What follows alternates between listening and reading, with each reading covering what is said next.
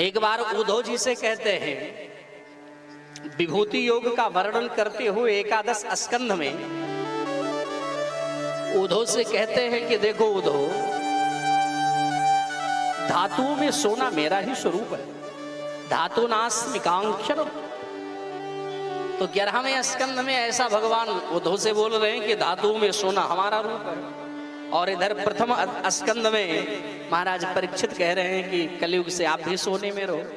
तो उसी सोने में कलयुग, उसी में भगवान कैसे रहेंगे? ये तो विचारणीय बात है। कैसे रहेंगे भाई? तो संतों ने समाधान किया कि देखो, कहने का तात्पर्य यही कि भैया जो 1 नंबर की कमाई से सोना आएगा उसमें कौन रहेंगे? बोले भगवान रहेंगे। और जो 2 नंबर से आएगा उसमें कौन? जोर से बोलो, कलयुग रहेगा। एक संत कहते हैं, एक भक्त बैठे थे, वो बोले महाराज एक बात कहूं। बोले कहा? बोले 1 नंबर वाले सोना पहनते नहीं है, पहनते तो 2 ही नंबर वाले हैं ज्यादा। 1 नंबर वाले तो बच्चे की फीस जमा कर ले जाएं, भोजन कर ले जाएं, यही बहुत बड़ी बात है उनके ताई।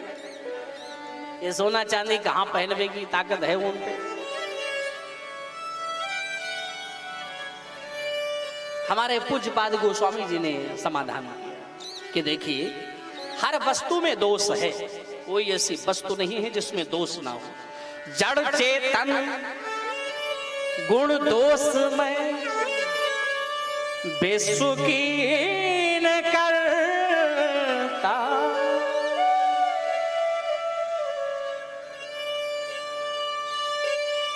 हर वस्तु दोष से भरी हुई।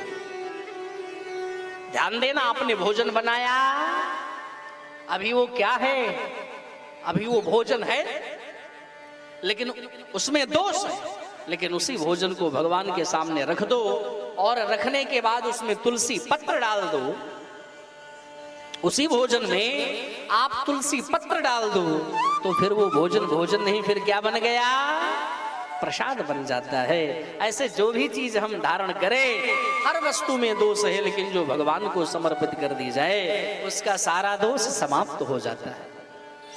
आप मार्केट गई, अपने लिए कोई नाक की या कान की या माथे की कोई भी सोने के सामान को ली, तो आप वहीं बाजार में उसको चेक न करें, आप उसे क्या करें कि घर आएं और भगवान के चरणों में अर्पण करें। सरकार पहले आप धारण करो, फिर आपका ही प्रसाद स्वरूप हम धारण कर लेंगे। और अगर ऐसा करोगे तो सारा दोष समाप्त हो जाएगा। जो भी खाओ, जो भी धारण करो, भगवान को पहनाओ, भगवान को खिलाओ, उसके बाद स्वयं धारण कर लो, उसका सारा दोष मिट जाएगा। ए चाय पीना तो भी भोग लगाना।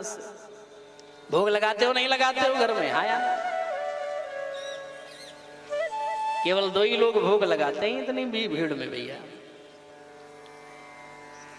भोग जरूर लगाना चाहिए भगवान को, क्योंकि अगर भगवान को हम भोग नहीं लगा रहे हैं, बगैर भोग लगाए जो भोजन करता है वो भोजन नहीं कर रहा है। बोले क्या कर रहा है? वो बोले पाप खा रहा है, पाप का भक्षण कर रहा है। भगवान ने इतने बड़े बड़े हाथ दिए, इतना बड़ा सिर दिया, उसमें इतनी सुंदर मेमोरी कार्ड लगा दी, और हर चीज की बुद्धि है आपके पास, और भगवान का ही दिया हुआ आप भोजन कर रहे हो, तो सरकार का भोग लगाने के लिए बुद्धि नहीं है आपके पास।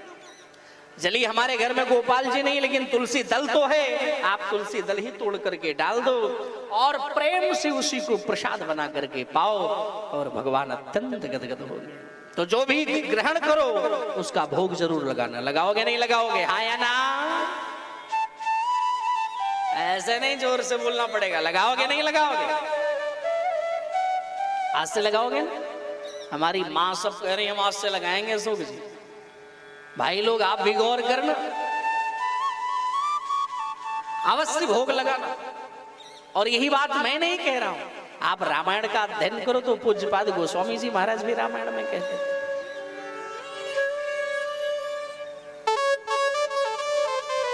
क्या कहते हैं? तुम निवेद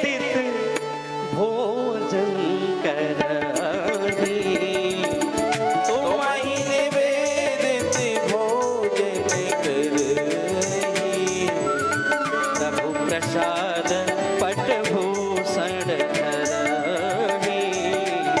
प्रभु प्रसाद पटभूषण धरहि। तुम निवेदित भोजन करहि। तुम निवेदित भोजन करहि। तुम निवेदित भोजन करहि। तुम निवेदित भोजन करहि। प्रभु प्रसाद पटभूषण धरहि। प्रभु प्रसाद पटभूषण धरहि। जो भी ग्रहण करो भगवान का भोग लगाओ और प्रेम के साथ पाओ, उसका सारा दोष समाप्त हो जाएगा मेरे भाई।